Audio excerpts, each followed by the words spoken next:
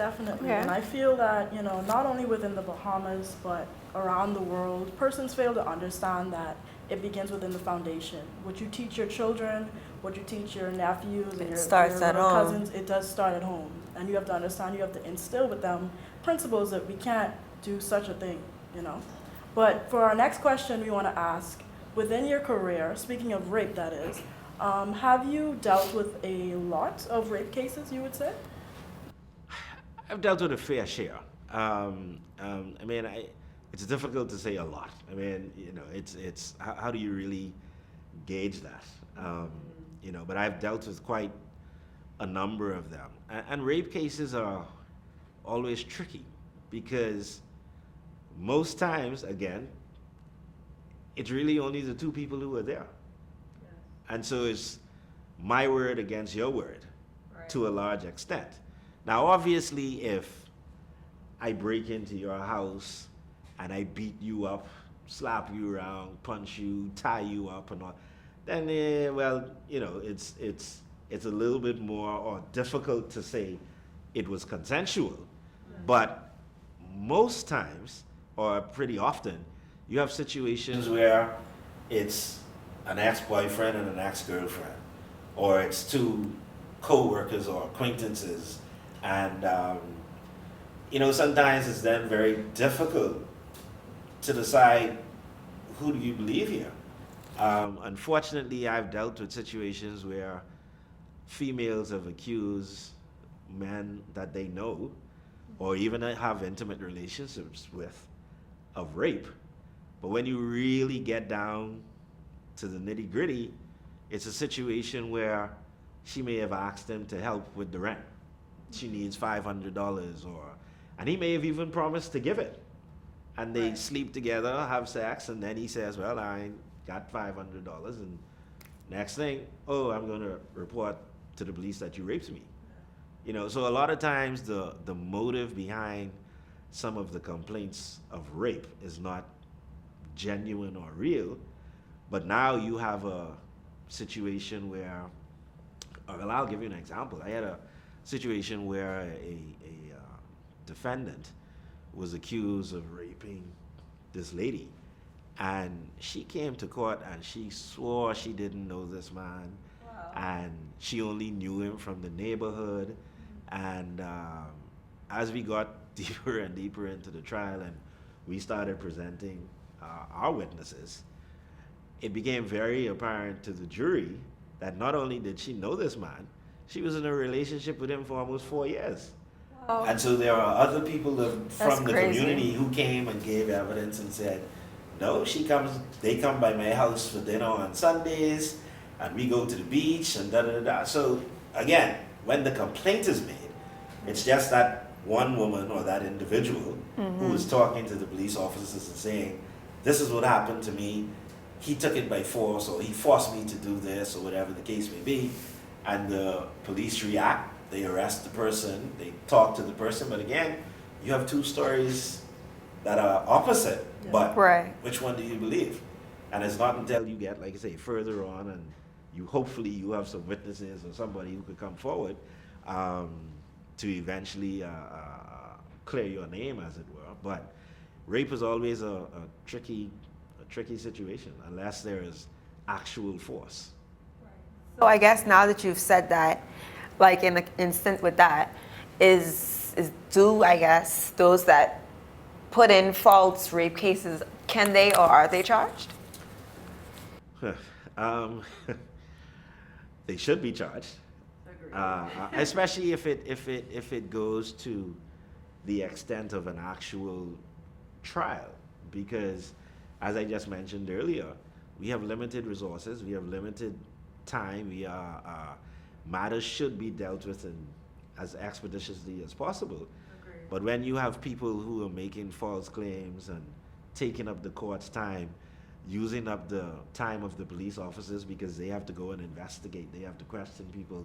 So all of that is time that you will never get back. So I am one who believes that if they carry it that far, then yeah, there should be some penalty and whatnot. Now, if you go into court and this isn't just to do with rape, but if you go into court in the witness box and you affirm or give an oath that what you are saying is true, knowing that it's not true, then you can be charged with perjury. Like that is a law. But as far as simply making a complaint and following it through and nothing happens because your story has been proven not to be true, most times there are no repercussions for that individual.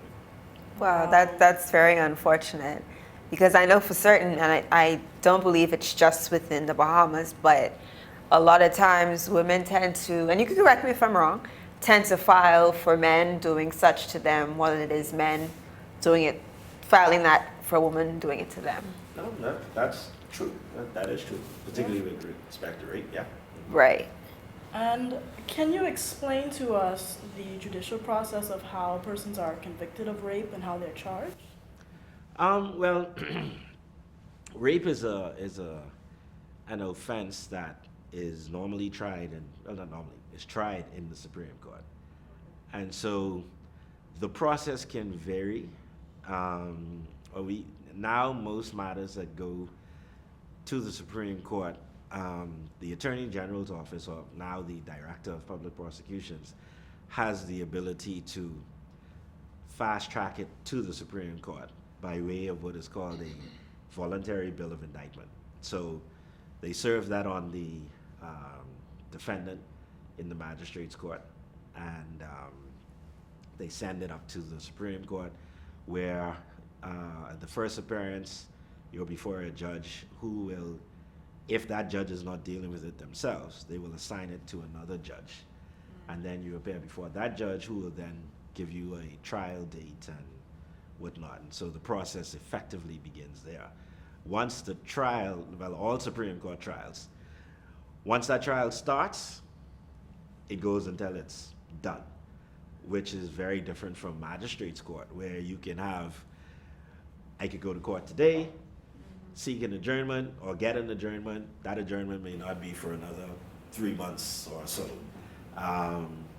Come back in 3 months, 2 witnesses give evidence, the matter is adjourned again, that could be another 3 months.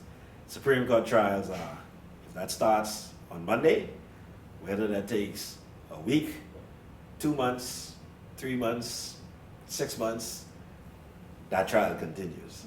Wow. And so some courts could be tied up for easily 2 weeks, 3 weeks. You know, it all depends on the trial. Right. So I guess another question I have while we speak on, I guess, murder and crime in itself, is when it comes, I know a lot of Bahamians were saying that it's time to start hanging within the country. Now, again, you can correct me if I'm wrong, but that has a lot to do, or that has everything to do with the Privy Council, which is in England. Well, let's put it like this. The death penalty has been reserved for what they consider or call the worst of the worst, right? And even with that, the question is, what is that? What is the worst of the worst? Because explaining that to the family of a victim who has been murdered, that, oh yes, you killed my son, my daughter, or whatever the case may be, but you can't get the death penalty because it wasn't the most gruesome or heinous or whatever. Family isn't going to accept that, because as far as they're concerned, you took my child's life or my relative's life, therefore your life should be taken as well. I mean, that is the general feeling. But you know, it is on the law books. Hanging is on the law books, and people have been calling for it to be done. But unfortunately, I think the biggest hurdle for us is that we live in a global community, and you have a lot of influences from other organizations, you know, with respect to humanity and the treatment of people generally. And so a lot of these organizations see it as almost barbaric when you talk about hanging. Now, of course, we know a lot of places well, not a lot, but a few places in the U.S. have lethal injection, Right. which they now deem to be more humanitarian because the process is one where there are 3 cylinders. The first one is to put the person to sleep. Then the other one, I think, slows the heart down, and then the final one does the job. But the point is for them that the person doesn't really They don't feel it. anything or whatever. Right. Obviously, with hanging, there's a pop in your neck. So the last thing you really feel is that. you know. Right, So, right. so I understand both sides of the argument. But my thing is always, if it's on the law books, follow the law. If you don't want to do it, take it off the law books. So, Well, Shamika, That is very, very true. I think we went to a law school today. I agree. I learned a few new things today. Well, one thing I knew for certain, because like I said, I like learning about law online, but I left the studies for my brother. Right. So like when he mentioned lethal injections, which is an injection obviously, whereby they put you to sleep and so on, I feel personally that both should be done within the country. I won't give my opinion on But it. that's just my 5 cents. I love my people dearly, don't get me wrong. Yes, yes, But like Mr. Gray said, if it's in the law book, then it should be used. And I do agree. yes. We have to stick to the law. I agree.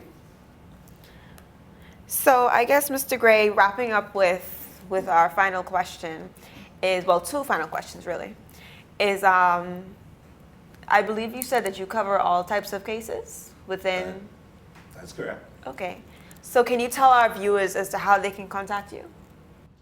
Well, as I indicated, I'm employed at V. Alfred Gray & Co.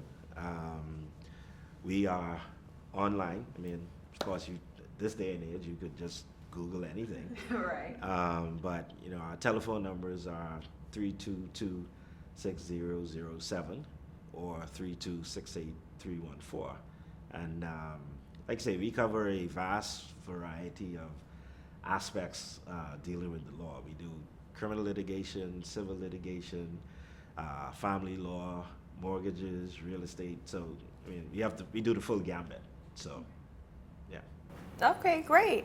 So there you have it, ladies and gentlemen, another beautiful episode, I think, and educational at the same time, episode of Mixing It Up with Meka, again with your host, Shamika Gray, your beautiful co-host, Ms. Deja Turnquest, and our amazing guest, Attorney Mario Gray. Well, thank you, ladies, for having me. Of course. It was a blessing. That's how we do it here on Mixing It Up with Meka, helping you get the best information as you chart forward.